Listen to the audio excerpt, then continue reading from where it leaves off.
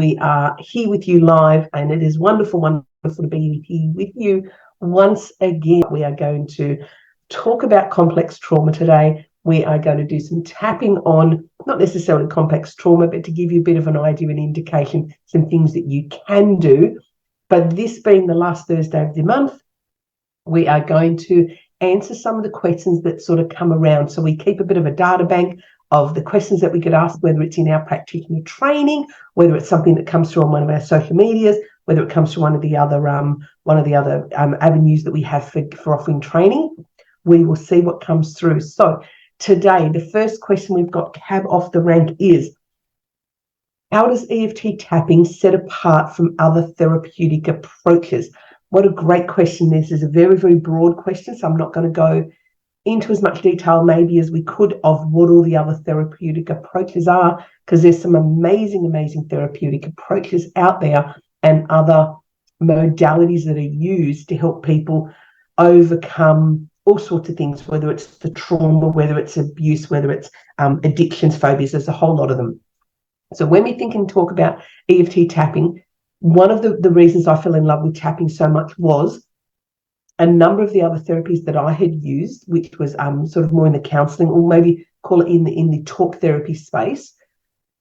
There was an element for me of, I got to talk about my problem and talk about my problem and talk about what was going on and talk about my problem, but there was nothing to move it, nothing to get it shifted, nothing to sort of, probably the best way to put it, nothing to move it on. So what I found was I would get angrier and angrier and angrier because I was just talking about my problem over and over. There was, I suppose, an element of re-traumatizing myself by just talking over and over.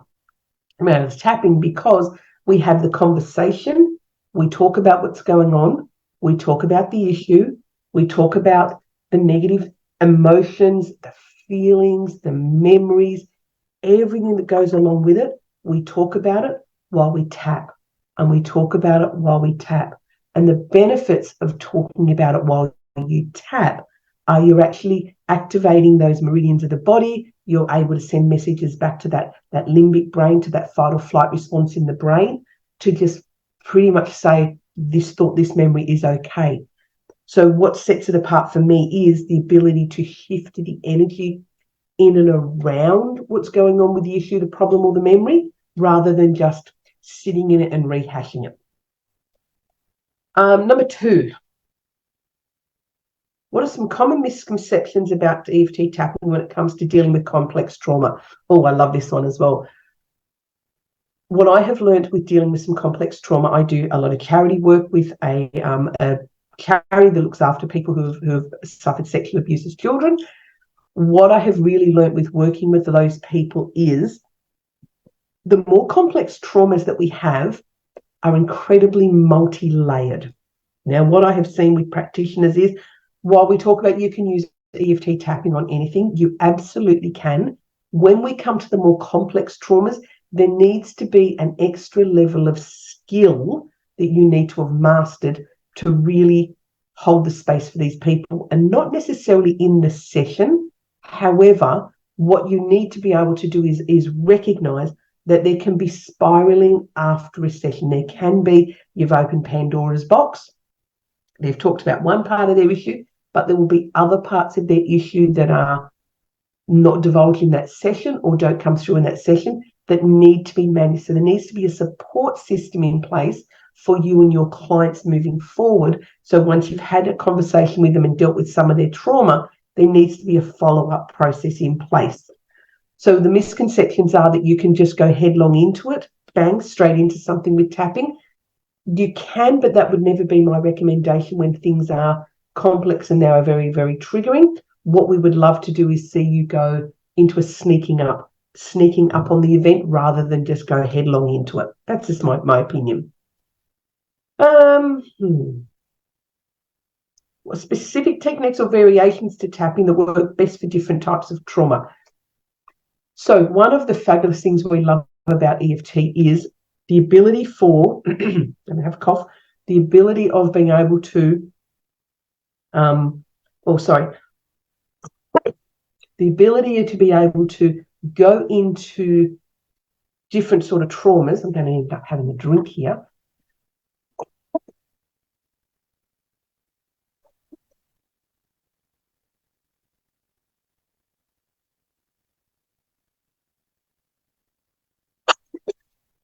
Heaps up, I'm going to end up abandoning the call, I'm sorry to say.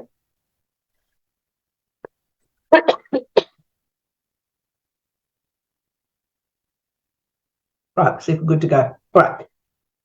Different techniques and variations. Okay, so with tapping, one of the fabulous things about tapping is we have a technique called the movie technique. The beautiful thing about this movie technique is it allows our clients to move through the process in the event and move through the impacts of the event. Last one. Move through the impacts of all of the events that are going on for them without them actually going into. So the movie technique's really, really cool.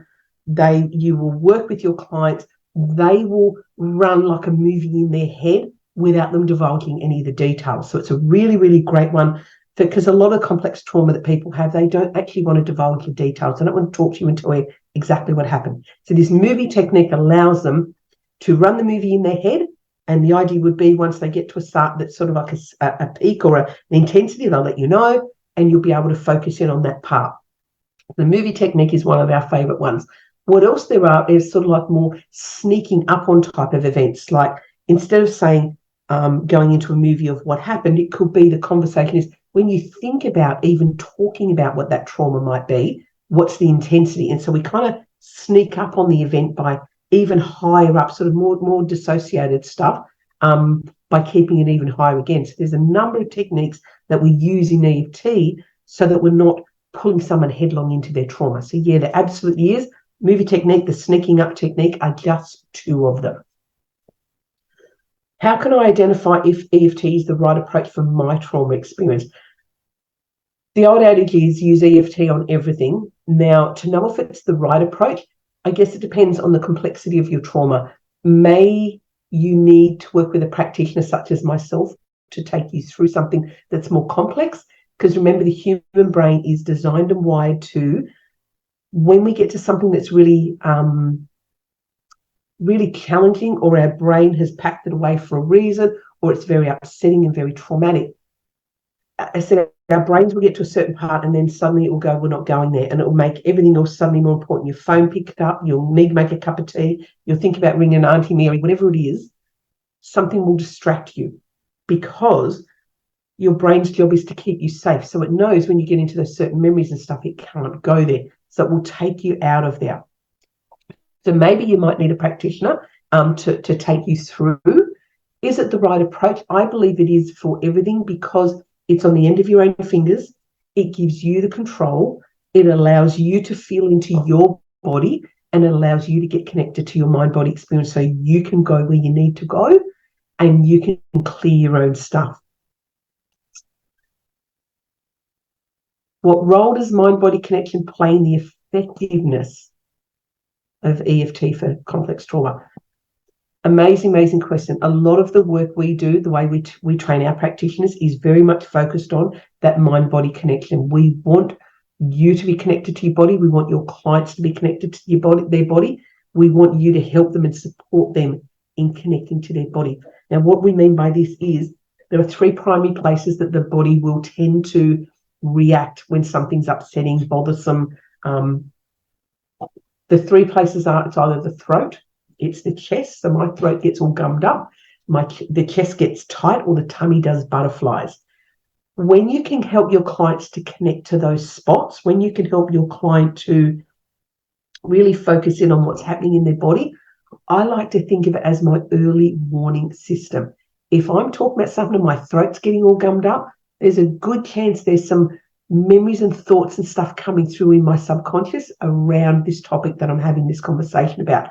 Lots of people feeling a tightness in their chest, the tummy. It can show up other places. The important thing is knowing where yours is and being able to connect where yours is. And the same with your clients. You want them to be able to connect in to what's going on in their body, because my theory is the mind can lie, the mouth can lie, the body doesn't lie. Can EFT be used as a standalone therapy or does it need to be integrated with others? As a single therapy, it is amazing for being used on its own. And the reason for that is we have two elements to it. We have a talk therapy part of it, and then we have the activating part by using your tapping. And the ability to use these both is people are having the negative conversations, they're going through the negative emotions, they're verbalizing and voicing what they're thinking and feeling, and they're clearing it at the same time. So it can be used as a standalone therapy. We highly recommend it as a standalone therapy without needing to use it with other things.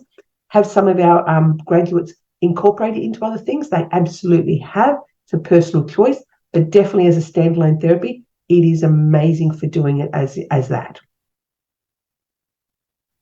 How long does it take to see results, positive results, when using tapping, and what factors can influence the timeline? All right. Positive results. You could do one session of EFT, whether it's on your own or with myself as a practitioner. You could do one session and you could feel amazing results. Now, we don't talk about see amazing results necessarily versus feel amazing results, because you've started to shift the energy in your body. So it can take as simple as one session. It could be 10 or 15 minutes sitting at home, tapping on this thought that you've got going on. You've had a fight with someone and you could just sit and you could just tap on this fight, this fight, this fight, this fight, this fight, this fight, this fight. You do that for a couple of minutes, your body will calm down. All right, that's just the way that EFT works. In terms of complex trauma, I guess it comes down to what's the impact of the complex trauma? How is it actually showing up? Because when we start to do tapping work on stuff, we want to think about what's the actual impact to your day-to-day life, because that's one of the biggest keys. What's the impact to my day-to-day life? And that's what people want to get resolved, fixed, repaired, whatever the right word is for you. So when it comes to the positive results, you'll see them fairly quickly. In terms of the complex stuff, it will be how quick are the changes to the behavior and how you're feeling on a day-to-day basis and the longer-term stuff. So while we can see changes very, very rapidly for stuff, it depends on the complexity and it depends how quick you're going into it. But it certainly can be in a matter of a couple of sessions, not needing to be months and months and months and months and months. We don't work like that. All right, next ones. How can I incorporate EFT tapping into my daily routine to support ongoing healing from my trauma? By making a commitment to do tapping every single day. Not everything is going to need to be about delving into some sort of complex trauma. You can do the work by just dealing with the day-to-day stuff. So your partner says something to you and you find yourself a bit triggered, a little bit activated. You could do some simple tapping on the thing that they said to you or how you feel about what they said to you. We know that the drivers come from trauma, but it doesn't mean that everything needs to be going into that trauma. You don't need to do that. You can simply and easily do a couple of minutes tapping on the day-to-day triggers and those day-to-day activations that will help to shift all of it and help to shift most of it through as a day-to-day thing. So that's what you're going to do for your daily routine. I'm just reading what the questions are. So that's your daily routine. Is tapping suitable for all ages? Oh my God, it is. If you can get children in your life doing some tapping on a day-to-day basis, that would be freaking amazing. Now, when I talk about getting children to do it, it can be the fun stuff of talk to them about their day. Get them to tell you about their day and see if they'll do some tapping with you while talking about their day. No complex words, no phrasing, just literally, how was your day? What did you get up to? And they may start to tell you about what so-and-so did to them in the playground or what so-and-so said or how they felt about something they saw on social media, whatever it is. If you can get them tapping while they're talking, that'd be fabulous. You may try to get children to do maybe a little bit of a routine before they go to bed.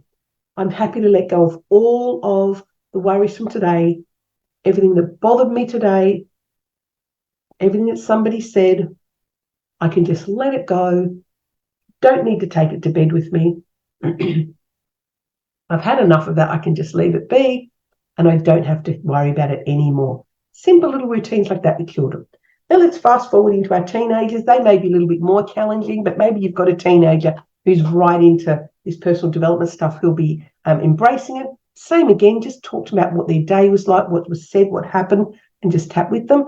Then getting into us adults, your tapping can be up to, as long as your hands are working, you can do tapping. So you can do it through any age. We are never too old. It's always worthwhile developing ourselves and clearing out our triggers and our traumas, no matter what age we are. But I love the idea of getting kids to do it.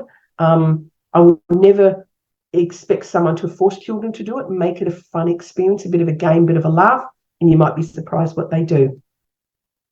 The last one is, can tapping be effective in addressing some trauma that is deep-rooted or has been present for many years? That is one of the beauties of EFT tapping. It does not have to be something that's recent. We can take things that are, or I should say, it's not relevant to the length of time you've had something.